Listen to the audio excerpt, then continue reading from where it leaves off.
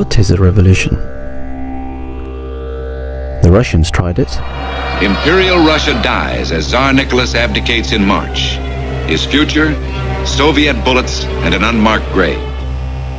So did the Iranians. There were celebrations in the streets of Tehran. We have kicked out the Shah, he said, but the revolution is not over. And not so long ago, we witnessed revolutions ourselves. Gaddafi and his family, they must leave away.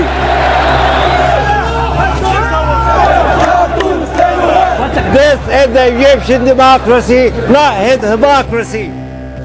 Revolutions are nothing new. They are historical facts of life. Like it or not, we as a species have a spirit of revolution in our hearts. And there is no sign that we have come to the end of the revolutionary experience. Science, technology, and industry have all seen revolutions in previous centuries. The old dogma is thrown out and replaced with newer, more accurate theories. This is done as a matter of necessity, whether the struggle for a new system occurs on the battlefield or in the mind. There have been people that have brought a spiritual message. They've given it to their people, whether it be at the time of the Greek philosophers, which you can kind of postulate that there must have been some form of guidance there as well, whether it's Buddha, whether it's Krishna, whether it's Adam, Abraham. All of those societies were just lifted by these teachings of peace, of kindness, of love, of forgiveness, and also of seeking of wisdom and seeking of truth and knowledge and rationality, which led to a kind of a growth of those societies. If we take a look through the annals of history, we have seen the rise and fall of many civilizations. One such civilization, which has etched its name forever into the history books, is the Roman Empire. As rulers, the Romans brought their political institutions, their laws, their culture, their roads, their currency, and their language to the people they governed, thus making an indelible mark on the whole of Western culture and society. So much so that the modern world of today is largely shaped by the legacy left by the Roman Empire.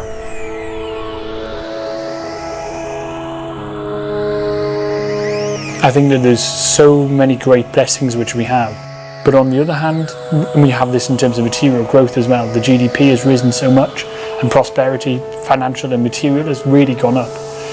But then we have huge problems in our societies as well, where you've got very high levels in some places, very high levels of obesity, very high levels of crime, teenage pregnancy, alcoholism, drug addiction, huge inequality and disparity between that wealth. So we've had great growth, but we haven't been able to distribute it properly. So then you have all of the problems which come from that.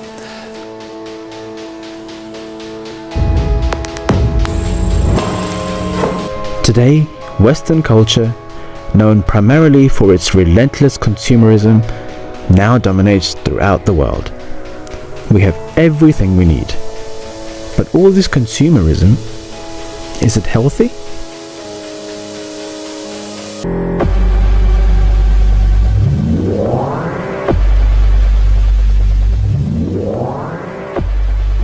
This is criminality, pure and simple. I feel huge sympathy for the families who've suffered, innocent people who've been burned out of their houses, and to businesses who've seen their premises smashed, their products looted, and their livelihoods potentially ruined. It's like a pressure cooker and it's waiting to explode. This is nothing.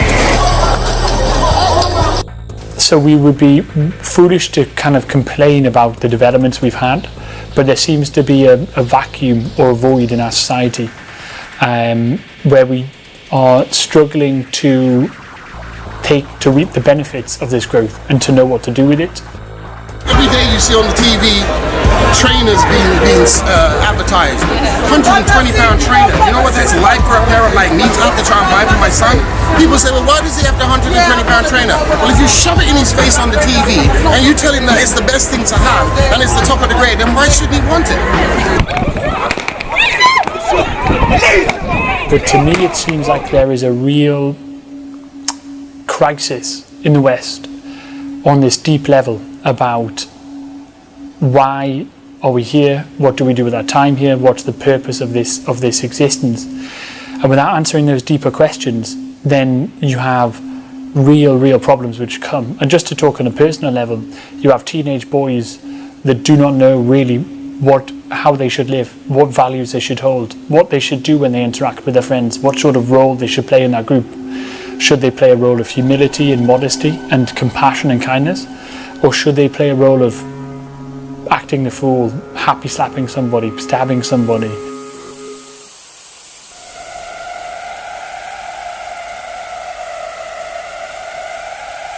Revolution means a total and absolute change, and the desire to build a new structure in place of an old one. It is only logical that the new structure is built upon the premise of the old one, but independently of it. Rome wasn't built in a day, and it certainly wasn't built on the remains of another civilization. We are in need of another revolution.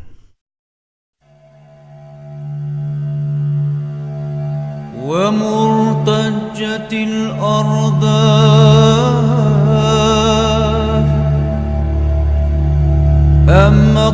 This area of the world was the cradle, or probably was a fountain of spiritual enlightenment, but not just spiritual, scientific enlightenment.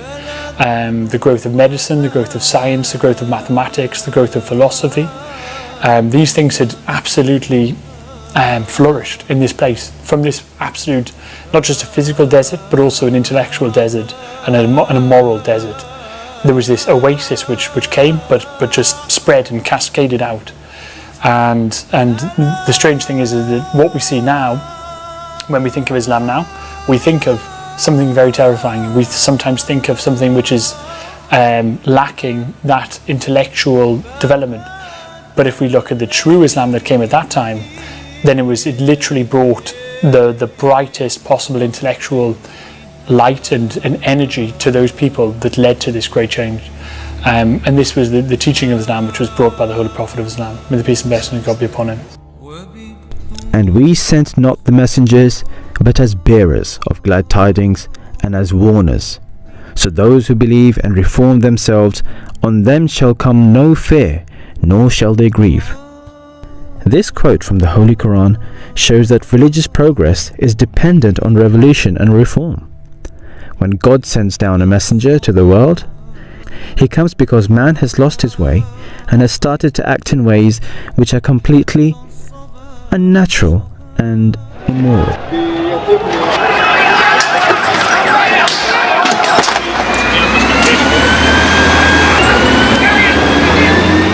Life in itself should not just be a process of evolution, not just a process of gradual change, always looking to progress, but really you should bring about that change and that progress on such a rapid and such a fundamentally intrinsic level that you transform yourself and your environment and the lives of your own life and the lives of your loved ones to a point that it is dramatically different to how it was when you were at a different stage in your life. So to bring about real deep change for yourself and for those around you.